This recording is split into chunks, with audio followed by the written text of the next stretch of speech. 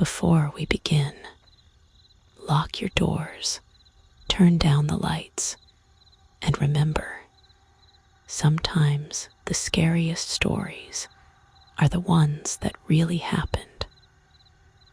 Welcome to Mordveil. I've always thought the rules they tell you to follow in the Appalachian woods were nothing more than ghost stories.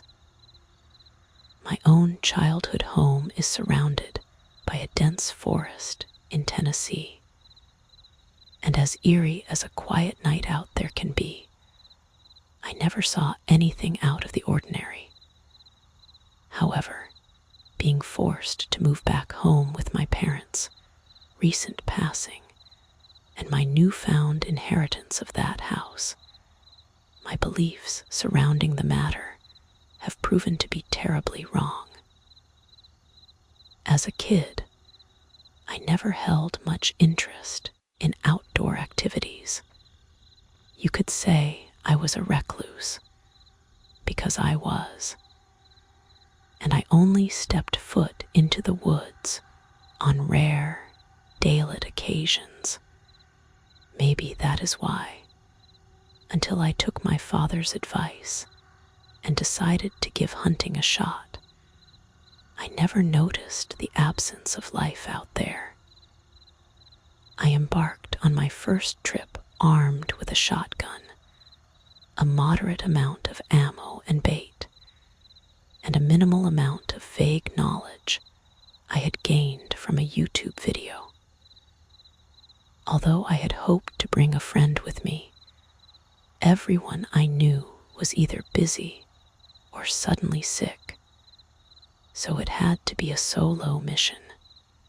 As I whistled a tune and set up my gear on the deer post my dad had used to spend time with his brothers decades ago, noon rolled around.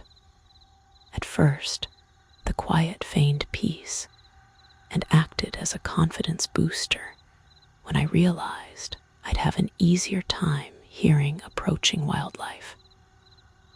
I remember thinking to myself that this would make a wonderful close-to-home camping spot. It did not take long for me to feel the abundant silence. Normally, in a wooded area like that, you would expect to hear something rustling or birds chirping at the very least. Unease stirred somewhere deep in my gut. Looking around, I noticed a severe lack of prints in the snow.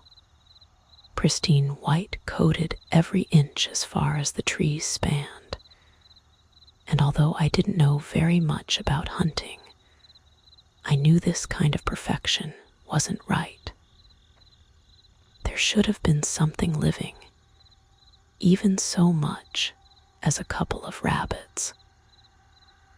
Nevertheless, I did not make any connection to danger. Instead, I assumed the snow must be fresh, and an animal would have to show up at some point. Boredom has never been my strong suit, so as I grew more and more impatient, I decided to text the one friend I hadn't asked to come. Tony has been my best friend longer than either of us can remember. He's always been on the more effeminate side, so I assumed he would never agree to come hunting with me. But that did not mean I couldn't talk to him while I waited. As I described my plans to him, it quickly became obvious that my assumption was incorrect. He wasn't angry or offended, but he did make it clear he wanted to be invited next time. I assumed that was the end of it. Time gradually grew closer to night, and it seemed as though I would not be meeting success on this trip. I could not afford night vision goggles, and I did not care enough to find my father's old pair. So right around 8:30, I decided it was time for me to pack my things. Thinking back, I really should have done it sooner. Once the sun starts to settle in those woods, darkness becomes inevitable within the hour. Throwing the last of my things into my backpack, a distant call broke the silence. Nearly spooked out of my new outdoor boots, my brain hardly processed that the call sounded human until another, slightly louder one sounded. Immediately, I rationalized with myself. This had to be another hunter, or just some guy who got lost and needed directions. I calmed down. My breathing eased, and once again, someone called.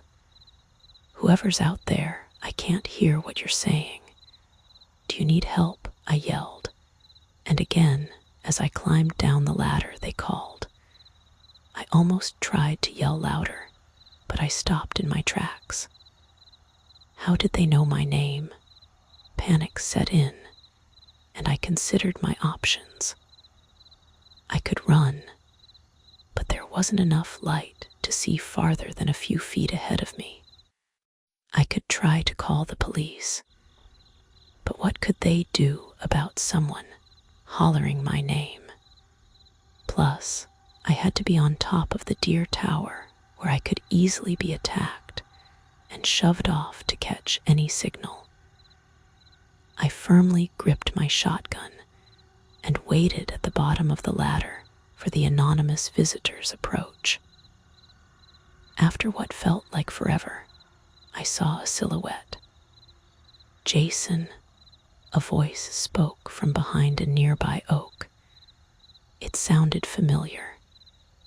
"Tony, dude, what are you doing out here?" I asked, dumbfounded he had made his way out here, especially at this time of night. I didn't think he cared that much about not being invited. "I told you I'd bring you next time. There's no time to hunt anything now." He stepped forward into my line of sight, throwing his hands up. I know. I'm sorry if I spooked you. You just talked so great about this spot, and I had nothing to do, so I just had to come see it."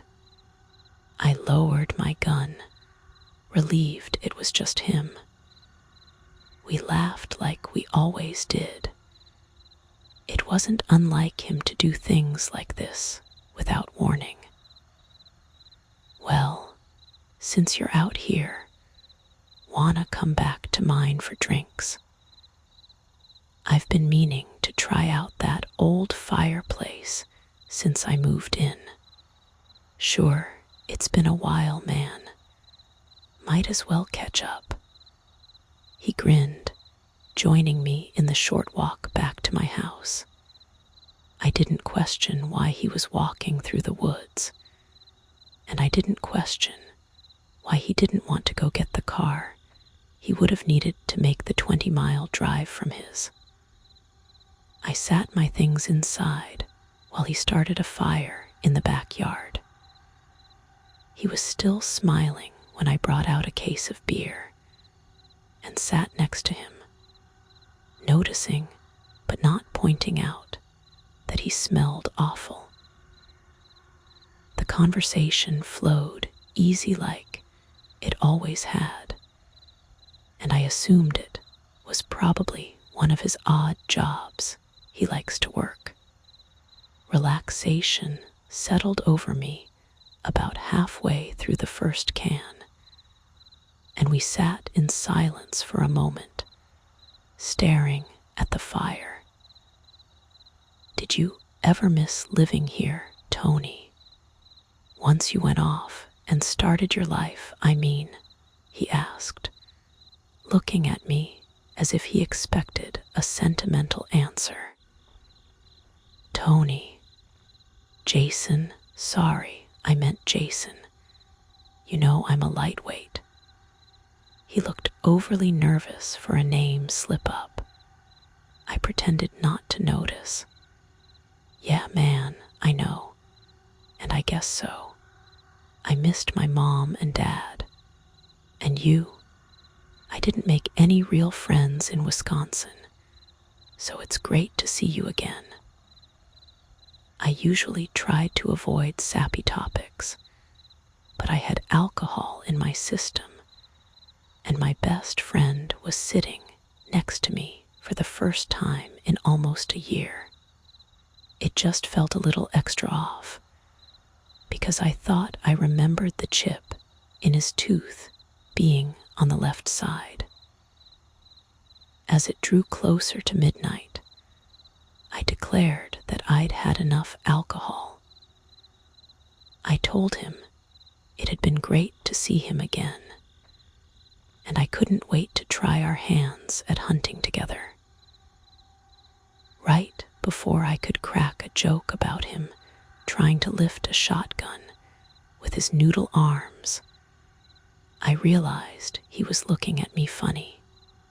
Silence settled even harder than it had in the woods, even though the fire had been overtly crackling just a moment ago.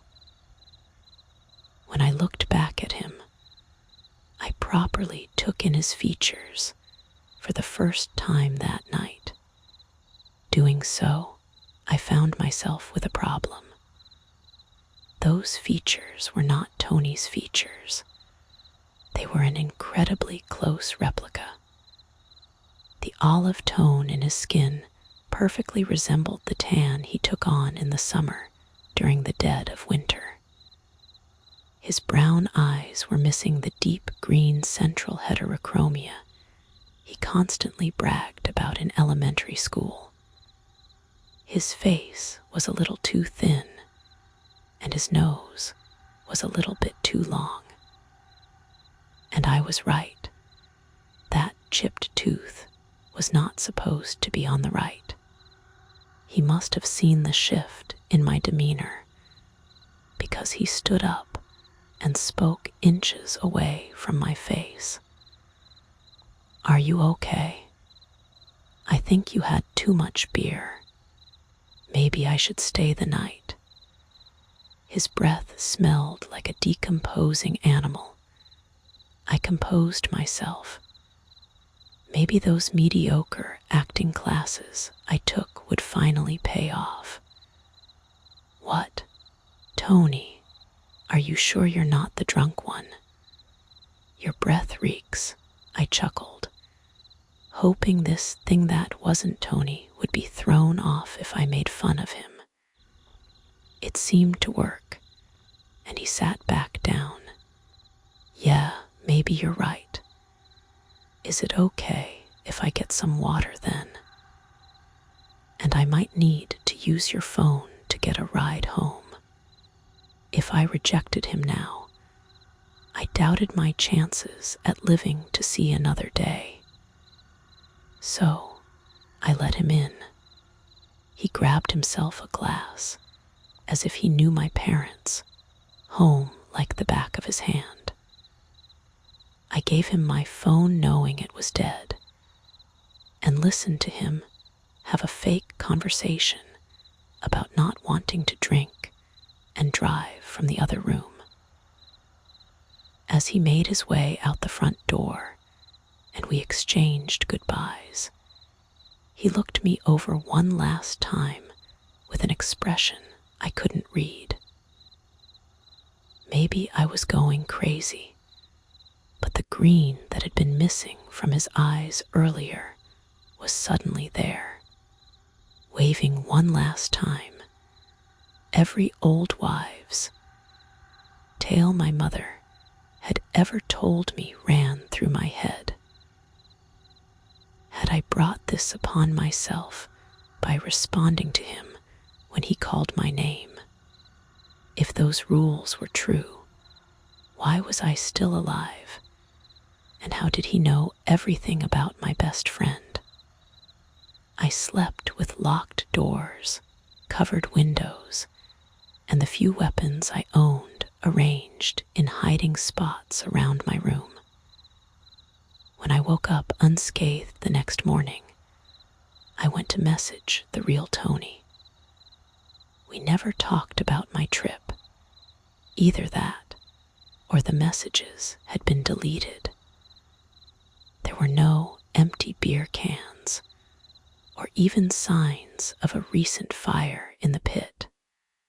All I could find was hundreds of prints in the snow, almost covering my front and backyards, and a single trail from the mass of steps leading into the woods.